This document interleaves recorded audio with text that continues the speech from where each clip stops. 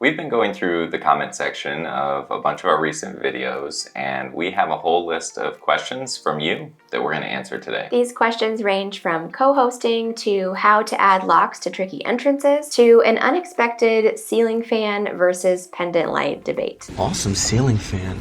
We also put up a question box on our Instagram yesterday, so we're going to start with a few of your questions from there. So first question here, how to find more co-hosting opportunities, website, word of mouth, reach out direct. Word of mouth is going to be a powerful tool here. People might find your listings on Airbnb, find out who you are, find your website, and then reach out to you then. But then you doing outreach is also a good thing. You can go through listings on Airbnb or Vrbo in your market and seek out promising looking properties that seem to just be mismanaged. If it looks like a nice place, but it's a lower star rating, you can go through the reviews and pretty quickly glean what the most recurring or big issues are that people have at the place. And if those reviews are just screaming mismanagement, then you could consider reaching out to the owner. Allow me to introduce myself. With a little digging, you might notice a house number on one of their listing photos, and then you go do some Google Maps searching, track that house down, and then once you have the full address, you can use an app like Parceled or a site like PropWire to find the owner info. If that doesn't work, you can see if there is a permit number on the listing that was issued by the city. Then sometimes you can go on the city website and find more details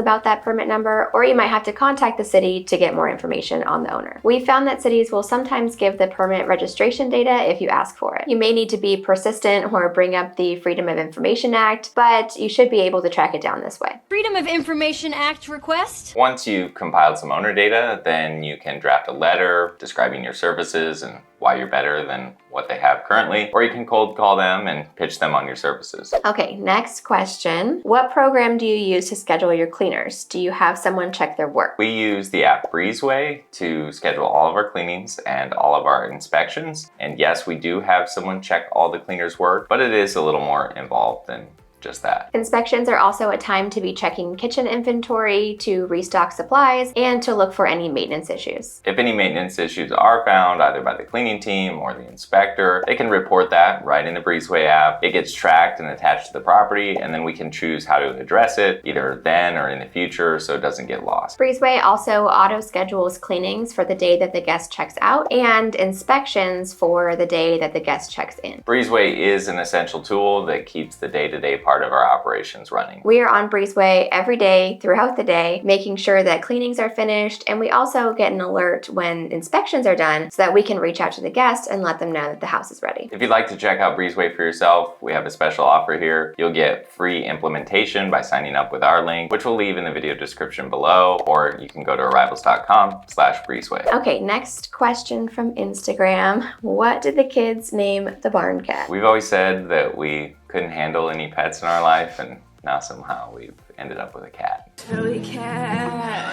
Smelly cat. Our neighbors across the street here in Iowa have a big acreage with cattle, and they have a lot of farm cats around. We've counted 9 of them. A whole bunch. Like 2 adults and a whole bunch of kittens, at least 2 adults. We'd noticed these cats like walking around by our property on our cameras over the winter and fall and spring, when we were gone, so we knew there were cats around, and they visited our property. This summer, they've kind of been hanging out off and on in our barn, and it doesn't really bother us, so it's fine. But then we woke up one morning after it had been raining all night. Our son came running into our room saying that the deer were out kind of messing with this thing, and he didn't know what was going on. He wanted us to look at it. What we saw was a deer. It's a big buck, like leaning over some little thing in the grass, and we weren't sure what it was. So I went out there, checked it out. Turns out it was a little tiny kitten. Like tiny, so small.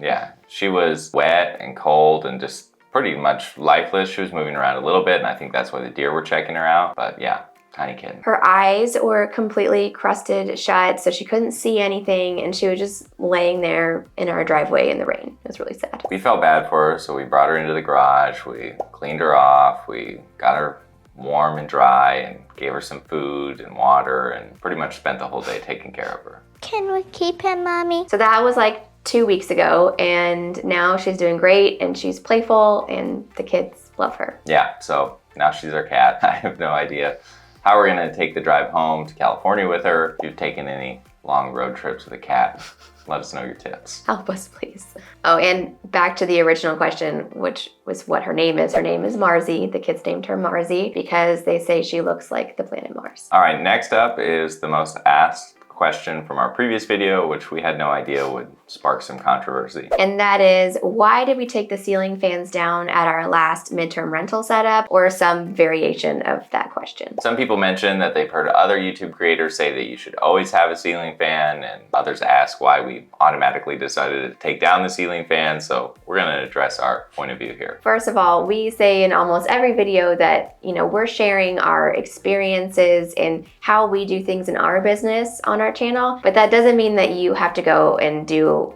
everything exactly like we do it in ours. This is not a one-size-fits-all industry, and it shouldn't be. Every market is different, every house is different, and you need to decide what's best for you. So that being said, when we are taking on a new property, whether it's one that we're purchasing ourselves or taking on something from a client, the setup decisions are made on a case-by-case basis. For example, if we have a small property, like a one-bedroom, two-person occupancy with a tiny kitchen, we aren't gonna go and put every single item that we have on our kitchen inventory list into that kitchen because it wouldn't fit and it just doesn't make sense. And the choice of what to put in the bedrooms will also vary somewhat house by house. Over our history of our own properties or managed properties that we've done setup for, we've sometimes kept ceiling fans, we've sometimes replaced ceiling fans with new ceiling fans, or we've replaced them with lights. So it's definitely not like a rule where we always get rid of ceiling fans. First thing I'm gonna do is get rid of that ceiling fan.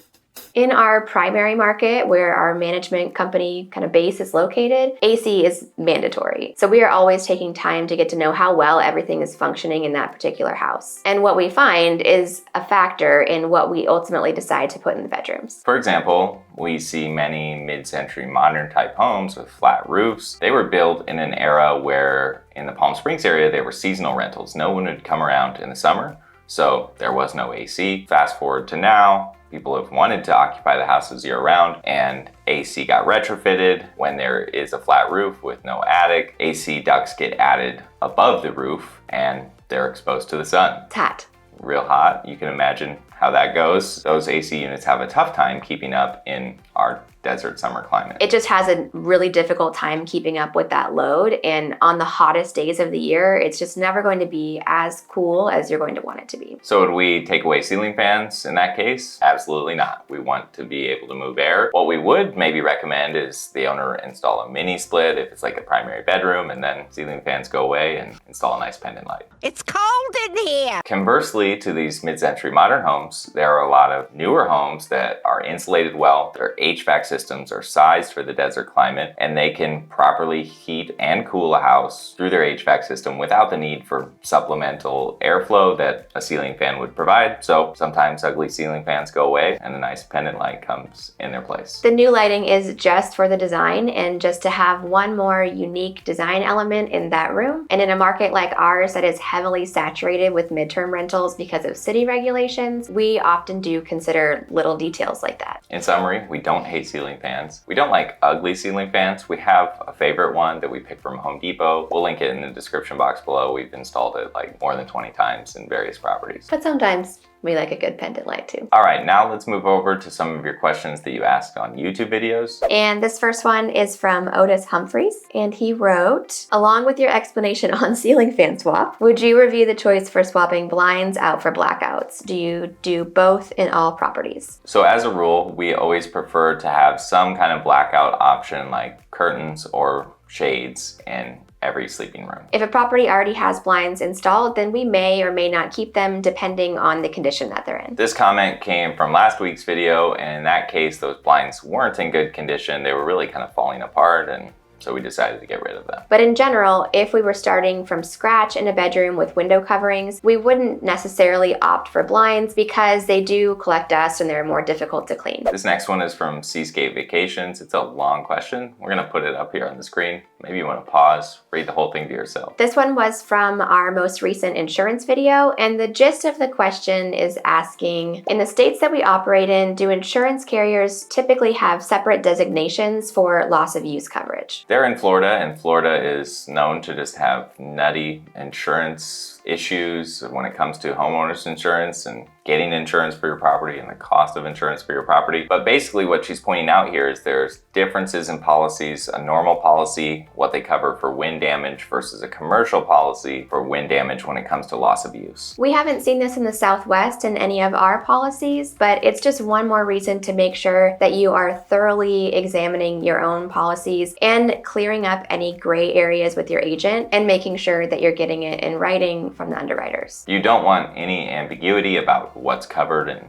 what's you're not covered for, so ask the questions, get them answered before you rest easy knowing you have a policy that is covering the things you think it will. Your insurance policies are covered. The next question we already typed in answer on the video, but we figured we'd bring it all to you to see if anyone else has any suggestions. So they wrote, thank you for the video. Setting up my very first property, which is in the same yard as my home. I'm struggling with the no keys for the entry gate as there are 2 pedestrian gates, one to get onto the general property and one to gain access to the Airbnb entrance. I will have keyless entries on the door, but not sure how to set up gate access without making it a hassle. Any suggestions? There are a lot of different ways that gates are built and gates are secured.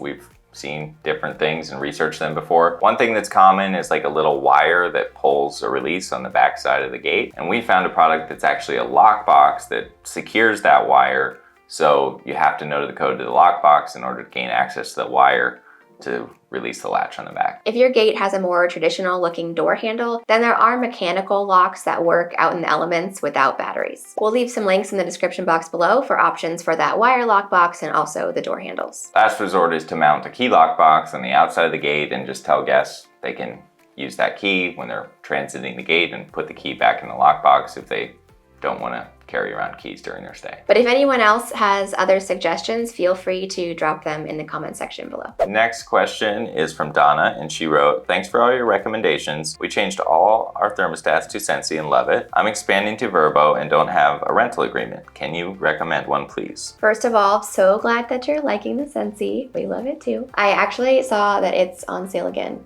on Amazon. It's less than $100 right now. So if you're in the market, you can check it out. As far as a rental agreement goes, we aren't really comfortable sharing something that would constitute legal advice. But what we can tell you is we developed our agreement ourselves. We started with a form from the California Association of Realtors, kind of took sections that made sense for us, tweaked them a little bit, added some points that were specific to short-term or mid-term rentals, and ended up with an agreement that we use today. Voila!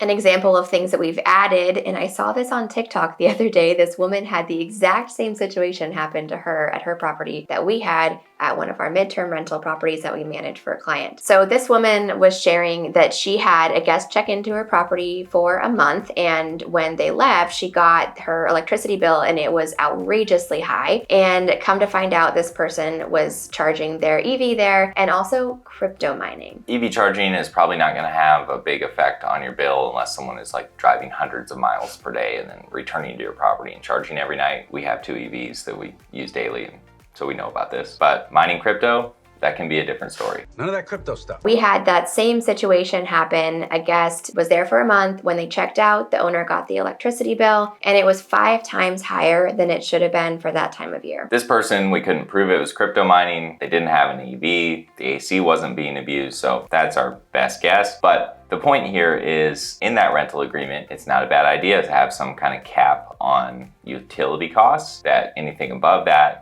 a guest is responsible for. You can also put in your house rules, no crypto mining. We did also have an Instagram question on whether or not we have our contracts looked over by our attorney. And the answer is yes, that we did have them review it. They kind of blessed it, and then we started using it. The next 2 comments are from the same person on last week's midterm rental setup video. They're sort of related, so we're going to combine our answer. We mentioned in that video that we used our own camera for taking photos at properties and then using Fiverr to have someone edit those photos. So first, Gio wrote, thank you for the useful tips. What photo camera do you use? We have a Sony Alpha 7 IV with a Sigma 24 to 70 millimeter lens. It's linked in our Amazon storefront. It's a great camera. We like it a lot. You can check it out if you need one. But don't go out and buy a nice camera just to shoot, one property that you have. Just hire a pro for that job. We bought ours for YouTube, and a perk was also taking property photos with it. So in line with that, Gio came back in the comments and reminded us that we forgot to share the freelancer that we use on Fiverr to edit our photos. Sorry about that. We'll put her handle here on the screen and in the description box below. And if you don't already have a free Fiverr account, you can sign up using our link in the description box and get 10% off your first order. There are so many tasks you can find someone to help you with on Fiverr, not just photo editing. We've seen people use them for concepts for interior design or landscape redesigns or